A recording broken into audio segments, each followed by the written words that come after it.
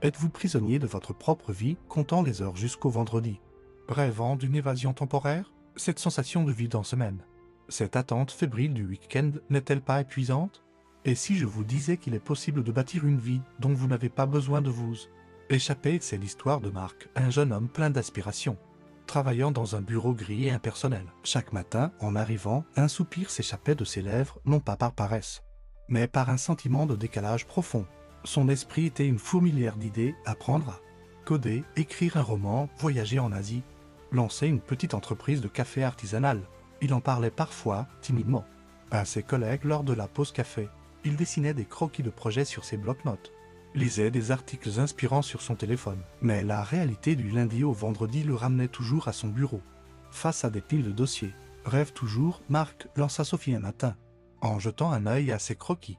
La vie, c'est ça, ajouta Thomas, en désignant la paperasse d'un geste lassé.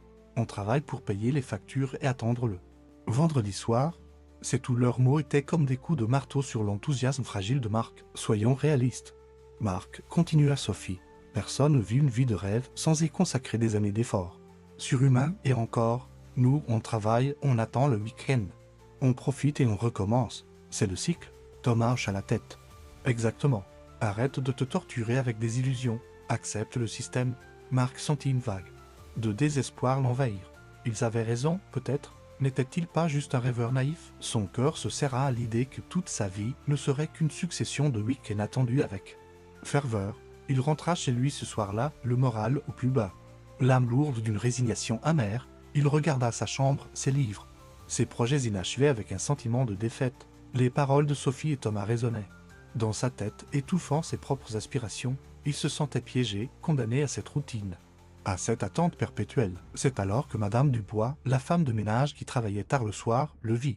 Le visage défait, elle posa sa serpillière et s'approcha doucement, ses yeux plissés par des décennies d'observation silencieuse. « Mon petit Marc, commença-t-elle, d'une voix douce et rassurante. La vie est un jardin. Certains attendent la pluie pour que les fleurs poussent. Elle marqua une pause, son regard sage posé sur Marc. D'autres apprennent à les arroser eux-mêmes chaque jour, avec amour et persévérance. C'est ça la différence. » Marc la regarda, intrigué.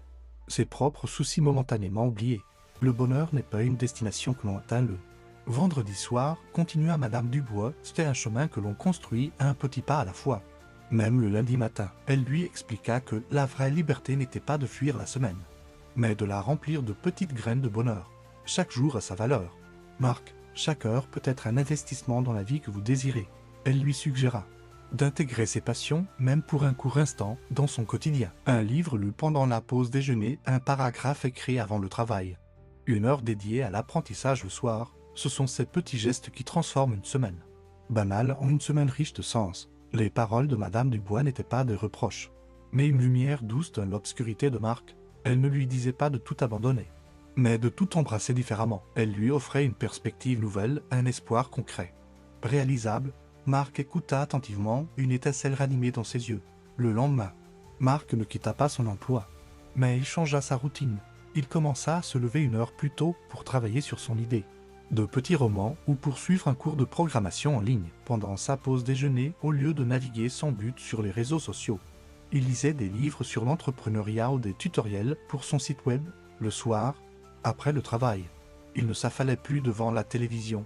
Il s'accordait une heure ou deux pour développer son projet de café artisanal en commençant par des recherches, puis un plan d'affaires. Ces petits moments, ces minuscules victoires quotidiennes, ont commencé à transformer sa perception du temps.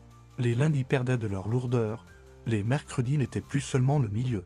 Chaque jour apportait son lot de petites avancées, d'apprentissage, de création. Il ne s'échappait plus du présent. Il le construisait activement. Il n'était plus en attente constante du week-end. Bien sûr, il appréciait toujours ses jours de repos. Mais il n'était plus l'unique source de son bonheur. Son objectif n'était plus de survivre à la semaine, mais de vivre pleinement chaque jour. Les mois passèrent. Marc rayonnait d'une énergie nouvelle, d'une sérénité que Sophie et Thomas n'avaient jamais vue chez lui. Son petit roman était bien avancé. Son site web pour le café artisanal commençait à prendre forme et même à attirer quelques curieux. Il n'était pas encore millionnaire, ni même parti en Asie, mais il était visiblement plus heureux. Un jour, Thomas le remarqua. « Marc, tu as l'air différent, moins stressé, plus épanoui. Comment tu fais ?» Sophie, intriguée, Ajouta, oui, tu ne parles plus de ton week-end comme d'une libération. Marc sourit. Un sourire authentique, rempli de gratitude pour le chemin parcouru. J'ai arrêté d'attendre le week-end, Laure, répondit-il simplement. J'ai commencé à construire ma vie. Un jour à la fois, j'ai compris que le bonheur n'est pas une destination lointaine, mais un jardin que l'on cultive au quotidien. Il leur montra son petit carnet où il notait ses progrès, ses idées, ses apprentissages, sans aucune malice. Il partagea comment quelques minutes par jour pouvaient tout changer. Sophie et Thomas écoutèrent, non pas avec scepticisme, mais avec une pointe d'envie et peut-être une nouvelle graine d'espoir. Marc n'avait pas prouvé qu'il avait tort. Il avait simplement prouvé que sa voie était possible. Le véritable bonheur ne réside pas dans l'évasion, mais dans la construction quotidienne d'une vie que vous aimez. Arrêtez de vivre pour les week-ends et commencez à bâtir une vie dont vous n'avez pas besoin de vous échapper. C'est la clé d'une existence riche et épanouie. Si cette histoire vous a touché, si elle a allumé une étincelle en vous, si vous êtes prêt à transformer votre vie, alors n'attendez plus. Abonnez-vous à Faisinui pour plus d'inspiration, de récits motivants et de conseils qui vous aideront à construire la vie de vos rêves. Un jour à la fois, votre voyage commence maintenant.